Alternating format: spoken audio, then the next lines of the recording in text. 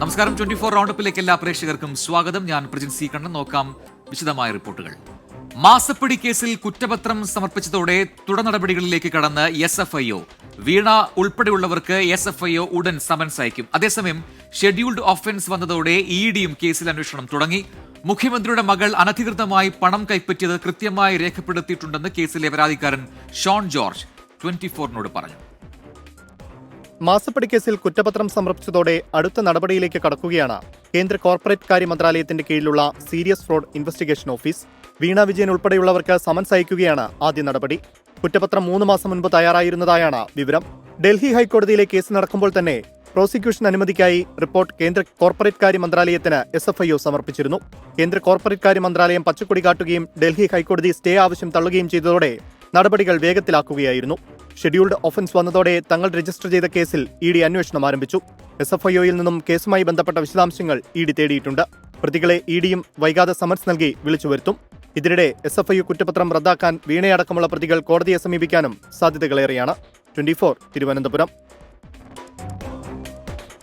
SFIO നടപടിയിൽ മുഖ്യമന്ത്രി പിണറായി വിജയനും മകൾ വീണയ്ക്കും പ്രതിരോധ വലയം തീർക്കുകയാണ് CPIM നേതൃത്വം. വീണ വിജയനെ പ്രതി ചേർത്തത് ഗൂഢാലോചനയാണെന്നും രാഷ്ട്രീയമായി നേരിടുമെന്നുമാണ് CPIMന്റെ നിലപാട്. മുഖ്യമന്ത്രിയെയും കുടുംബത്തെയും വേട്ടയാടാൻ കേന്ദ്ര ഏജൻസികളെ ഉപയോഗിക്കുകയാണെന്ന് പോളിറ്റ് ബ്യൂറോ അംഗം മുഹമ്മദ് സലീം കുറ്റപ്പെടുത്തി. SFIO അന്വേഷണം സ്റ്റേ ചെയ്യാൻ CMRL നൽകിയ ഹർജി ഡൽഹി ഹൈക്കോടതിയുടെ പരിഗണനയിലിരിക്കെ തിടുക്കപ്പെട്ട് കുറ്റപത്രം നൽകിയതിൽ ദുരൂഹതയെന്ന് CPIM കരുതുന്നു. മുഖ്യമന്ത്രി പിണറായി വിജയന്റെ മകൾ വീണയെ പ്രതി ചേർത്തത് പാർട്ടിയെ കളങ്കപ്പെടുത്താനുള്ള നീക്കമെന്നാണ് CPIM വിലയിരുത്തൽ. കേന്ദ്ര കമ്പനി കാര്യ മന്ത്രാലയം പ്രോസിക്യൂഷന് അനുമതി നൽകിയത് രാഷ്ട്രീയ കാരണങ്ങൾ കൊണ്ട്. ഇടതുപക്ഷ ജനാധിപത്യ പ്രസ്ഥാനത്തിന്റെ നേതൃത്വ ശക്തിയായി പ്രവർത്തിക്കുന്ന CPIMനെ കളങ്കപ്പെടുത്തുന്നതിന് മുഖ്യമന്ത്രിയെ ടാർഗറ്റ് ചെയ്ത് രാഷ്ട്രീയ ശക്തിയായ കടന്നാക്രമണം നടത്തുന്നതിന് വേണ്ടിയുള്ള ശ്രമം മാത്രമാണ്. ഈ രാഷ്ട്രീയത്തെ ശക്തിയായിട്ട് ഞങ്ങൾ മുമ്പ് പറഞ്ഞതുപോലെ രാഷ്ട്രീയമായിട്ട് തന്നെ നേരിടും. CPIM പാർട്ടി കോൺഗ്രസ് നടക്കുന്നതിനിടയിലുള്ള കേന്ദ്ര ഏജൻസി നീക്കത്തെയും സംശയത്തോടെയാണ് പാർട്ടി കാണുന്നത്. കേസിനെ നിയമപരമായി നേരിടാൻ ഒരുങ്ങുകയാണ് CPIM. Well, we've already stated it earlier also. If they think they can target the chief minister by doing such things against his family members, we are prepared to face it, and I'm sure this will be fought politically and legally. കേന്ദ്ര ഏജൻസിയുടെ നീക്കം മുഖ്യമന്ത്രിയെ തകർക്കാനുള്ള ശ്രമമാണെന്ന് TP Ramakrishnan പറഞ്ഞു. മുഖ്യമന്ത്രി പിണറായി വിജയന്റെ കുടുംബത്തെ വേട്ടയാടാൻ കേന്ദ്ര ഏജൻസികളെ ഉപയോഗിക്കുന്നുവെന്ന് പോളിറ്റ് ബ്യൂറോ അംഗം Mohammed Salim. From the very beginning we are saying how the central agencies, how various agencies are being utilized against Chief Minister's office, Chief Minister's family, Chief Minister himself. If there's anything that they will take the legal recourse and will fight it, no problem. Party കോൺഗ്രസിൽ പുതിയ general secretary PB CC തെരഞ്ഞെടുപ്പുകൾ ദിവസങ്ങൾക്കകം നടക്കാനിരിക്കെയാണ് പിണറായി വിജയനെയും മകളെയും പ്രതിരോധിച്ച് നേതാക്കൾ കൂട്ടമായി രംഗത്തെത്തുന്നത് എന്നും ശ്രദ്ധേയം. 24 മധുര. മാസപ്പടി കേസിൽ വീണ വിജയനെ SFIO പ്രതി ചേർത്തതോടെ മുഖ്യമന്ത്രിയുടെ രാജി ആവശ്യപ്പെടുകയാണ് പ്രതിപക്ഷം. സംസ്ഥാന വ്യാപക പ്രക്ഷോഭത്തിന് UDFും തയ്യാർ. പിണറായി വിജയനും കോടിയേരി ബാലകൃഷ്ണനും പാർട്ടിയിൽ 2 നീതിയെന്ന് VD സതീശൻ പറഞ്ഞു. SFIO കുറ്റപത്രത്തിലെ വിവരങ്ങളും വീണ വിജയനെ പ്രോസിക്യൂട്ട് ചെയ്യാനുള്ള അനുമതിയും രാഷ്ട്രീയമായി ഉപയോഗിക്കുകയാണ് പ്രതിപക്ഷം. മുഖ്യമന്ത്രിയുടെ രാജിയില്ലെങ്കിൽ പ്രതിഷേധം കടുപ്പിക്കുമെന്ന് പ്രതിപക്ഷ നേതാവ് VD സതീശൻ പറഞ്ഞു. രാജിവെച്ച് പുറത്തു പോവുകയാണ് ഏറ്റവും ഉത്തമമായ മാർഗം. രാജിവെക്കാതെ അധികാരത്തിൽ തൂങ്ങിപ്പിടിച്ച് കിടക്കാൻ വീണ്ടും ശ്രമിച്ചാൽ കൂടുതൽ വഷളാകുകയായിരിക്കും മുഖ്യമന്ത്രി ഇനിയുള്ള ദിവസങ്ങളിൽ ഉണ്ടാവുക. മാസപ്പടിയിൽ ഉത്തരവാദിത്വം മുഖ്യമന്ത്രിക്കെന്ന് AICC general secretary KC Venugopal. പണം കൊടുത്ത കമ്പനി തന്നെയാണ് സേവനമൊന്നും നൽകിയില്ലാതെ പറഞ്ഞത്. അതിനെങ്ങനെ അവർക്ക് കൺഫ്രണ്ട് ചെയ്യാൻ പറ്റുന്നത്? അവർ രാഷ്ട്രീയം എന്ന് പറഞ്ഞ് പോരാടട്ടെ. പക്ഷേ ഇത് വായിക്കുന്ന ജനങ്ങളും നാട്ടിലെ ആളുകൾക്കും മനസ്സിലാക്കാൻ എളുപ്പമുള്ള കാര്യമാണ്. ഈ കാര്യത്തിൽ നടന്നത് ഗുരുതരമായിട്ടുള്ള അഴിമതിയാണ്. മുഖ്യമന്ത്രിയുടെ രാജി ആവശ്യപ്പെട്ട യുവമോർച്ച സെക്രട്ടേറിയറ്റിലേക്ക് മാർച്ച് നടത്തി. വിഷയം രാഷ്ട്രീയമായി ഉപയോഗിക്കാനാണ് BJPയുടെയും തീരുമാനം. CPM സംസ്ഥാന സെക്രട്ടറി ആടിനെ പട്ടിയാക്കുന്ന സമീപനമാണ് സ്വീകരിച്ചിട്ടുള്ളത്. കേസ് രാഷ്ട്രീയ പ്രേരിതമാണ് എന്ന് പറഞ്ഞുകൊണ്ട് വിഷയത്തിൽ നിന്ന് ശ്രദ്ധ തിരിക്കാനുള്ള ശ്രമമാണ് CPM നടത്തിക്കൊണ്ടിരിക്കുന്നത്. വീണ വിജയനെതിരെ പോരാട്ടവുമായി മുന്നോട്ടു പോകുമെന്ന് മാത്യു കുഴൽനാടൻ MLA പ്രതികരിച്ചു. മണ്ഡലം കമ്മിറ്റികളുടെ നേതൃത്വത്തിൽ കോൺഗ്രസും BJPയും സംസ്ഥാന വ്യാപകമായി മുഖ്യമന്ത്രിയുടെ കോലം കത്തിച്ചു. 24 തിരുവനന്തപുരം. വഖഫ് നിയമ ഭേദഗതി ബില്ലിനെതിരെ കോൺഗ്രസ് സുപ്രീം കോടതിയിൽ. ഭരണഘടനയ്ക്കെതിരായ മോദി സർക്കാരിന്റെ ആക്രമണങ്ങളെ ശക്തമായി എതിർക്കുമെന്ന് AICC general secretary Jairam Ramesh പറഞ്ഞു. ബില്ലിനെ പിന്തുണച്ച പാർട്ടി നിലപാടിൽ പ്രതിഷേധിച്ച് NDA സഖ്യകക്ഷിയായ JDU-വിൽ കൂട്ടരാജി. വഖഫ് നിയമ ഭേദഗതി ബിൽ പാർലമെന്റിന്റെ ഇരുസഭകളും പാസാക്കിയതിന് പിന്നാലെയാണ് കോൺഗ്രസ് നിയമ നടപടിയിലേക്ക് തിരിഞ്ഞത്. ബിൽ മൌലികാവകാശങ്ങളുടെ ലംഘനമാണെന്ന് ചൂണ്ടിക്കാട്ടി കോൺഗ്രസ് MP മുഹമ്മദ് ജാവേദാണ് സുപ്രീം കോടതിയെ സമീപിച്ചത്. വഖഫ് ബിൽ മുസ്ലിം സമുദായത്തോടുള്ള വിവേചനമാണെന്നും ഹർജിയിൽ പറയുന്നു. വഖഫ് നിയമ ഭേദഗതി ബിൽ സുതാര്യത വർദ്ധിപ്പിക്കുകയും ജനങ്ങളുടെ അവകാശങ്ങൾ സംരക്ഷിക്കുകയും ചെയ്യുമെന്ന് പ്രധാനമന്ത്രി നരേന്ദ്രമോദി പറഞ്ഞു. അതേസമയം ബില്ലിനെ ചൊല്ലി NDAയിൽ പൊട്ടിത്തെറി. ബില്ലിനെ പിന്തുണച്ച പാർട്ടി നിലപാട് ചോദ്യം ചെയ്ത് JDU-വിൽ കൂട്ടരാജിയുണ്ടായി.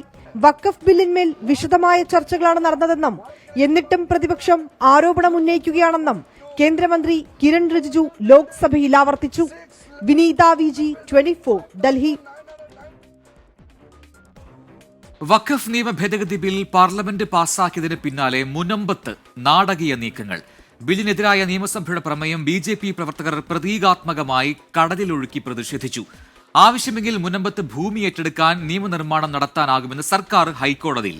സമരത്തിൽ പങ്കെടുത്ത 50 പേർ BJP-യിൽ ചേർന്നു. വഖഫ് ബിൽ രാജ്യസഭ കടന്നതോടെ മുനമ്പം സമരവേദിയിൽ ആഹ്ലാദ പ്രകടനം. പ്രധാനമന്ത്രി നരേന്ദ്രമോദിക്കും സുരേഷ് ഗോപിക്കും മുദ്രാവാക്യങ്ങൾ. മണിക്കൂറുകൾക്കുള്ളിൽ BJP സംസ്ഥാന അധ്യക്ഷൻ രാജീവ് ചന്ദ്രശേഖർ ഉൾപ്പെടെ മുനമ്പത്ത്. സമരത്തിന്റെ മുഖമായ ബെന്നി ജോസഫ്,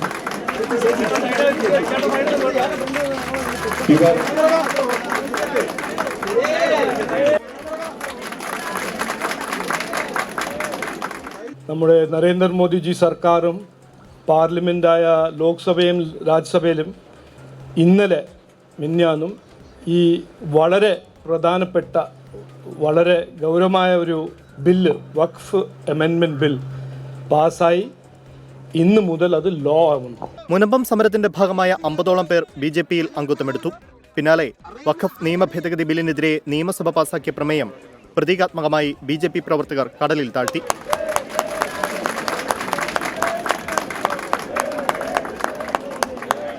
മുനമ്പത്ത് പ്രശ്നപരിഹാരത്തിന് പോംവഴികളുണ്ടെന്ന് സംസ്ഥാന സർക്കാർ ഹൈക്കോടതിയിൽ പറഞ്ഞു. സമരം വീണ്ടും ശക്തമാക്കുമെന്ന് ഭൂസംരക്ഷണ സമിതി വ്യക്തമാക്കുന്നു. റവന്യൂ രേഖകൾ ലഭിക്കും വരെ സമരം തുടരാനാണ് തീരുമാനം. സമരം തുടരും, നിരാഹാര സമരം തുടരും. ഇപ്പോൾ നിലവിലുള്ള നിയമങ്ങൾ വഖഫിന്റെ എല്ലാ നിയന്ത്രണങ്ങളും, ഈ ഭൂമിയുടെ മേലുള്ള എല്ലാ നിയന്ത്രണങ്ങളും അവസാനിക്കുകയാണ്.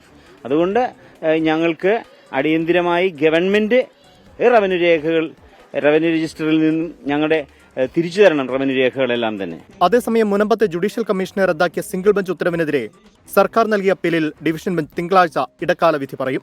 24 കൊച്ചി. വഖഫ് നിയമ ഭേദഗതി ബിൽ മുനമ്പത്തെ പ്രശ്നങ്ങൾക്ക് പരിഹാരമാകുമെന്നതിനെ ചൊല്ലി രാഷ്ട്രീയ തർക്കം തുടരുകയാണ്. നിയമം പ്രാബല്യത്തിലാകുന്നതോടെ മുനമ്പത്തെ പ്രശ്നപരിഹാരം ഉണ്ടാകുമെന്ന് BJP നേതാക്കൾ ആവർത്തിക്കുന്നു. മുനമ്പത്തെ പ്രശ്നം ബില്ലിലൂടെ പരിഹരിക്കാൻ കഴിയില്ല എന്നാണ് UDF-ന്റെയും LDF-ന്റെയും വാദം. സുപ്രീം കോടതിയെ സമീപിക്കാനാണ് മുസ്ലിം ലീഗിന്റെ തീരുമാനം. വഖഫ് ബിൽ രാജ്യസഭ കടന്നതോടെ മുനമ്പം സമരം രാഷ്ട്രീയമായി ഉപയോഗിക്കാൻ സാധിച്ചത് BJP-ക്ക്. 50 പ്രദേശവാസികളാണ് BJP-യിൽ അംഗത്വമെടുത്തത്. വഖഫ് നിയമ ഭേദഗതി ബിൽ മുനമ്പത്തെ ജനങ്ങൾക്ക് ഗുണം ചെയ്യുമെന്ന് കേന്ദ്രമന്ത്രി സുരേഷ് ഗോപി പറഞ്ഞു. എന്നാൽ വഖഫ് ബില്ലിന് മുൻകാല പ്രാബല്യമുണ്ടോ എന്ന ചോദ്യത്തിന് കൃത്യമായ മറുപടി നൽകാൻ സുരേഷ് ഗോപി തയ്യാറായില്ല. നിങ്ങൾ വെയിറ്റ് ചെയ്യൂ സർ. നിങ്ങൾ ഇപ്പം കിടന്നൊരു അങ്കലാപ്പ് ഉണ്ടാക്കാതെ, ഇത് വരികയില്ല എന്ന് പറഞ്ഞ ആൾക്കാരല്ലേ നിങ്ങൾ? JPC-യിൽ ഇട്ടത് കത്തിച്ചു കളയുമെന്ന് പറഞ്ഞതല്ലേ നിങ്ങൾ? മുനമ്പം സമരം കേരള രാഷ്ട്രീയ ചരിത്രത്തിലെ നാഴികക്കല്ലാണെന്ന് BJP സംസ്ഥാന അധ്യക്ഷൻ രാജീവ് ചന്ദ്രശേഖർ പ്രതികരിച്ചു. മുനമ്പത്തെ പ്രതിഷേധം തെറ്റിദ്ധാരണ കൊണ്ടാണെന്ന് പ്രതിപക്ഷ നേതാവ് VD സതീശൻ പറഞ്ഞു. അത് അവർ തെറ്റിദ്ധാരണ കൊണ്ടും അവരെ തെറ്റിദ്ധരിപ്പിക്കുകയാണ്. ദേശീയ തലത്തിൽ കോൺഗ്രസും ഇന്ത്യ മുന്നണിയും എടുത്ത അതിശക്തമായ നിലപാടാണ്. ഒരു മതവിശ്വാസങ്ങളുടെയും മത ആചാരങ്ങളുടെയും അവരുടെ ഇൻസ്റ്റിറ്റ്യൂഷനിലെയും അധികാരം ഉപയോഗിച്ച് അത് കവർന്നെടുക്കാൻ വേണ്ടി ശ്രമിക്കരുത് എന്നുള്ള ഞങ്ങളുടെ അഭിപ്രായമാണ്. ബില്ലിനെതിരായ കോൺഗ്രസ് നിലപാടിൽ പ്രതിഷേധിച്ച് Idukki DCC general secretary Benny Peruvanthanam രാജിവെച്ചു. വഖഫ് ഭേദഗതി നിയമം മതന്യൂനപക്ഷങ്ങൾക്കെതിരാണ് എന്ന നിലപാട് സ്വീകരിക്കുമ്പോഴും മുനമ്പത്തെ സാധാരണക്കാർക്ക് ആശ്വാസം നൽകുന്ന വ്യവസ്ഥയെ സ്വാഗതം ചെയ്യുന്നുവെന്നാണ് RSPയുടെ നിലപാട്. ഭേദഗതിക്കെതിരെ മുസ്ലിം ലീഗ് സുപ്രീം കോടതിയെ സമീപിക്കുമെന്ന് ദേശീയ ജനറൽ സെക്രട്ടറി PK കുഞ്ഞാലിക്കുട്ടി. രാജ്യത്തെ ന്യൂനപക്ഷങ്ങളുടെ അവകാശങ്ങളിലുള്ള മതാവകാശങ്ങൾ, വിശ്വാസപരമായ കാര്യങ്ങളിലുള്ള ഒരു കടന്നുകയറ്റാണ്. അപ്പോൾ അതുകൊണ്ട് അതിനെതിരായി സുപ്രീം കോടതിയെ സമീപിക്കാൻ വേണ്ടി ഞങ്ങൾ തീരുമാനിച്ചിട്ടുണ്ട്. ബില്ലിൽ പാർട്ടിയുടെ നിലപാടാണ് പാർലമെന്റിൽ വ്യക്തമാക്കിയതെന്നാണ് കേരള കോൺഗ്രസ് എമ്മിന്റെ വിശദീകരണം. News desk 24. CPM party congress വാർത്തകളിലേക്കാണ് ഇനി.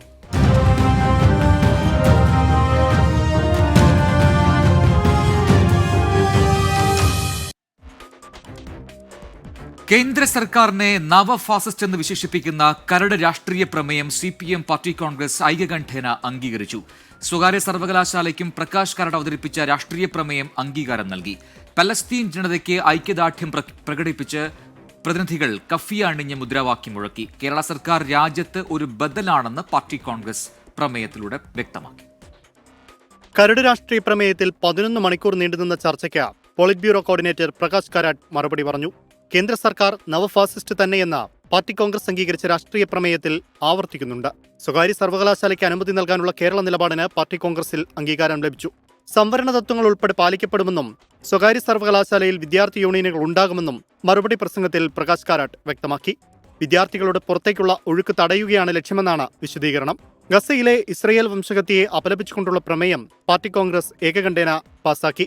പോളിറ്റ് ബ്യൂറോ അംഗം MA ബേബി അവതരിപ്പിച്ച പ്രമേയത്തെ മുഴുവൻ പ്രതിനിധികളും കഫിയ അണിഞ്ഞ് മുദ്രാവാക്യം മുഴക്കിയാണ് അംഗീകരിച്ചത്.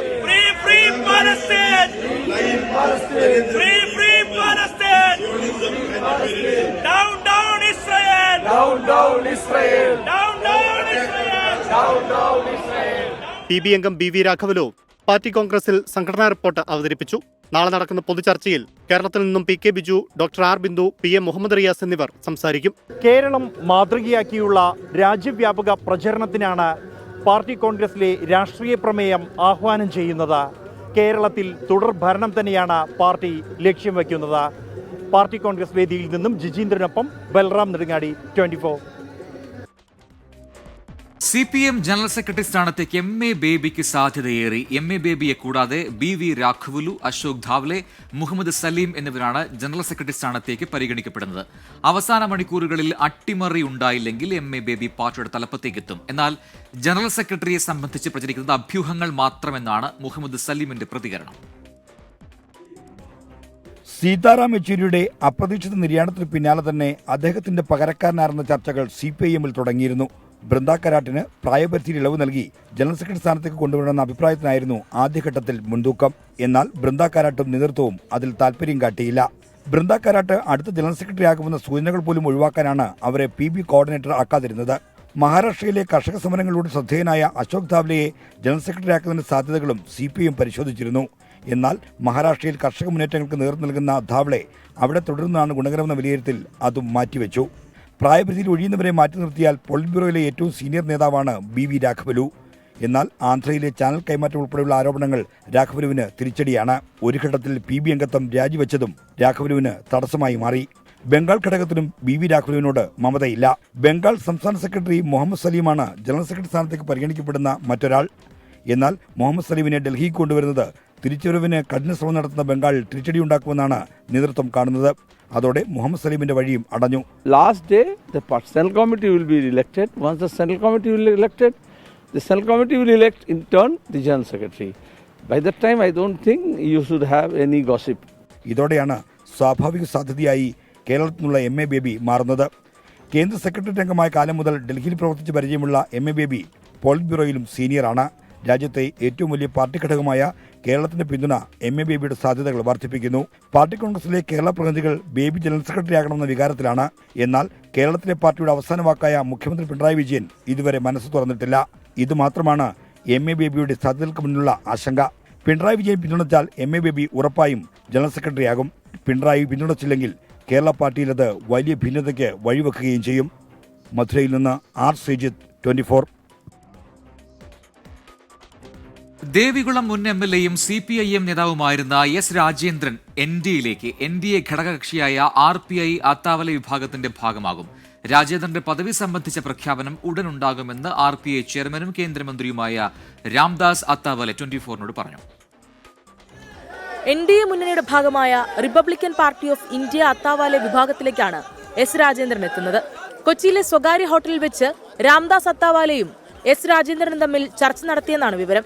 Republican party of India Athawale വിഭാഗവുമായി എസ് രാജേന്ദ്രൻ മാസങ്ങളായി ചർച്ച നടത്തി വരികയായിരുന്നു. രാജേന്ദ്രന്റെ പദവികൾ സംബന്ധിച്ച ചർച്ചകൾ നടക്കുകയാണെന്ന് രാംദാസ് അത്താവാലെ പറഞ്ഞു. Rajendran is joining our party. I am also very happy to he has taken the decision to join our RPI, Republican Party of India, and our party will be strengthened. Our party should be very strong in Kerala state. What is the position in party in Rajendran in Kerala? That will decide. BJP നേതാവ് N. ഹരിയാണ് S രാജേന്ദ്രനെ NDA പാളയത്തിലെത്തിക്കാൻ ആദ്യഘട്ടം മുതൽ ചുക്കാൻ പിടിച്ചത്. CPIയുമായി കുറെ കാലമായ അകൽച്ചയിലാണ് S Rajendran. ഇതിനിടെ BJP നേതാക്കൾക്കൊപ്പം S Rajendran പൂജയിൽ പങ്കെടുക്കുന്ന ദൃശ്യങ്ങൾ പുറത്തുവന്നു. കോട്ടയത്തെ BJP നേതാവ് N. ഹരിയുടെ വീട്ടിൽ നടന്ന പൂജയിലാണ് പങ്കെടുത്തത്. കുമ്മനം രാജശേഖരൻ, MT രമേശ് തുടങ്ങിയ നേതാക്കൾക്കൊപ്പമാണ് ചടങ്ങിലെത്തിയത്. 24 കൊച്ചി. ഗോകുലം ഗ്രൂപ്പിന്റെ വിവിധ ഓഫീസുകളിൽ ED പരിശോധന. ചെന്നൈയിൽ ഗോകുലം ചിറ്റ്സ് ഫണ്ട് ആസ്ഥാനത്തും കോഴിക്കോട് ഗോകുലം മാൾ, ഗോകുലം ഗ്രാൻഡ് എന്നിവിടങ്ങളിലും ഗോകുലം ഗോപാലന്റെ ചെന്നൈയിലെ വസതിയിലുമായിരുന്നു പരിശോധന. അതേസമയം പ്രതികരണവുമായി രാഷ്ട്രീയ പാർട്ടികൾ രംഗത്തെത്തി. എമ്പുരാൻ സിനിമയ്ക്കെതിരായ BJP നിലപാടാണ് ED നീക്കത്തിന് പിന്നിലെന്ന് പ്രതിപക്ഷ നേതാവ് VD സതീശൻ പറഞ്ഞു. കേന്ദ്ര ഏജൻസികളെ രാഷ്ട്രീയ ആവശ്യത്തിന് ഉപയോഗിക്കുന്നതിന്റെ തെളിവാണെന്ന് CPIM പോളിറ്റ് ബ്യൂറോ അംഗം മുഹമ്മദ് സലീം വിമർശിച്ചു. പ്രതികാര നടപടിയെന്ന് NK പ്രവീൺചന്ദ്രൻ MP, വേട്ടയാടലെന്ന് MV ജയരാജൻ. ഭയപ്പെടുത്തി കീഴ്പ്പെടുത്താനുള്ള RSS ശ്രമമെന്ന് DYFIയുടെ കുറ്റപ്പെടുത്തൽ. എന്നാൽ രാഷ്ട്രീയ വിരോധത്തിന്റെ പേരിലല്ല പരിശോധനയെന്ന് മുൻമന്ത്രിയും BJP നേതാവുമായ V. മുരളീധരൻ അവകാശപ്പെട്ടു.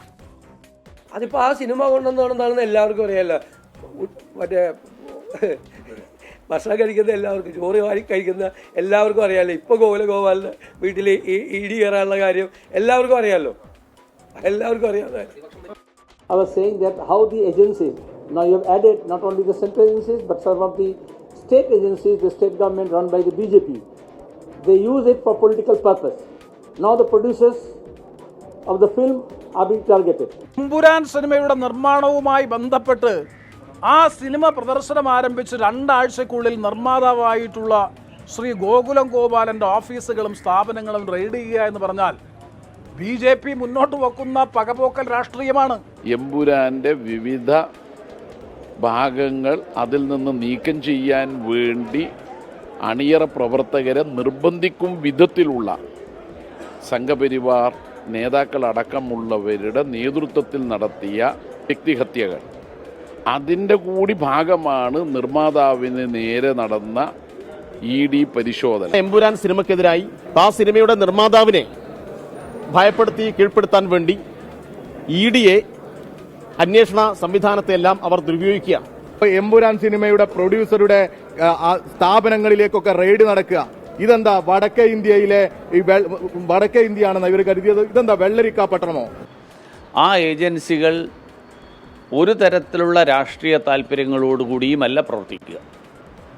ആ ഏജൻസികൾക്ക് കിട്ടുന്ന വിവരങ്ങൾ, ആ വിവരങ്ങളുടെ അടിസ്ഥാനത്തിൽ അവർ അന്വേഷണം നടത്തും.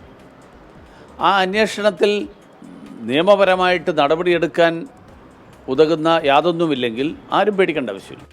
ലഹരിക്കും അക്രമത്തിനുമെതിരെ 24 നടത്തുന്ന SKN40 കേരള യാത്രയുടെ 2ാം ഘട്ടത്തിന് ഞായറാഴ്ച തുടക്കമാകും. തൃശൂരിൽ രാവിലെ 7 മണിക്ക് തേക്കിൻകാട് മൈതാനിൽ നിന്ന് മോർണിംഗ് ഷോയോടെയാണ് യാത്ര ആരംഭിക്കുക.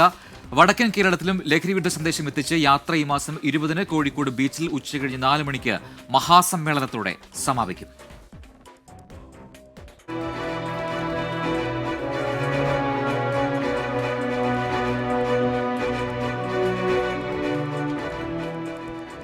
ലഹരിക്കും അക്രമത്തിനുമെതിരായ SKN40 കേരള യാത്രയുടെ ആദ്യഘട്ടം ജനപങ്കാളിത്തം കൊണ്ട് ശ്രദ്ധേയമായിരുന്നു. തിരുവനന്തപുരത്തു നിന്ന് ആരംഭിച്ച യാത്ര തൃശൂരിലെത്തിയപ്പോൾ ലഹരിക്കെതിരെ കേരളം ഒറ്റക്കെട്ടായി പോരിനിറങ്ങി. എന്റെ കേരളം എന്റെ അഭിമാനം എന്ന് നാടും നഗരവും ആർത്തു വിളിക്കുകയാണ്. വർദ്ധിത വീര്യത്തോടെ ആത്മാർത്ഥതയോടെ SKN ഞായറാഴ്ച മുതൽ വീണ്ടും കേരള യാത്ര തുടങ്ങും. ഞായറാഴ്ച രാവിലെ 7 മണിക്ക് തൃശൂർ തേക്കിൻകാട് മൈതാനിയിൽ നിന്നുള്ള പ്രത്യേക മോർണിംഗ് ഷോയോടെയാണ് 2ാം ഘട്ടത്തിന് തുടക്കം കുറിക്കുന്നത്. ഈ മാസം 6-7 തീയതികളിൽ യാത്ര തൃശൂർ ജില്ലയിൽ പര്യടനം നടത്തും. 8-9 തീയതികളിൽ യാത്ര പാലക്കാടെത്തും. 10, 11, 12 തീയതികളിലാണ് മലപ്പുറം ജില്ലയിലെ പര്യടനം. 13-നും 14-നും വയനാട്ടിലും 15-നും 16-നും കോഴിക്കോട് ജില്ലയിലുമാണ് പര്യടനം. കണ്ണൂർ ജില്ലയിൽ 17, 18 തീയതികളിൽ യാത്രയെത്തും. ഈ മാസം 19-നാണ് കാസർഗോഡ് ജില്ലയിലെ പര്യടനം. 20-ാം തീയതി കോഴിക്കോട് ബീച്ചിലാണ് യാത്രയുടെ സമാപനം. സമാപന ചടങ്ങിൽ 1 ലക്ഷത്തോളം പേർ പങ്കെടുക്കും. News desk 24. ലഹരിക്കെതിരായ പോരാട്ടത്തിൽ പുതിയ സംവിധാനവുമായി 24 ലഹരി വിൽപ്പന ഉപയോഗ കേന്ദ്രങ്ങളെക്കുറിച്ചൊക്കെ വിവരം നൽകാൻ ടോൾ ഫ്രീ നമ്പർ പുറത്തിറക്കിയിട്ടുണ്ട്. വിവരങ്ങൾ അറിയിക്കുന്നവരുടെ വിശദാംശങ്ങൾ രഹസ്യമായി സൂക്ഷിക്കും. 1800-425-4295 ആണ് ടോൾ ഫ്രീ നമ്പർ. ഇതോടെ 24 റൗണ്ട് പൂർത്തിയാവുന്നു.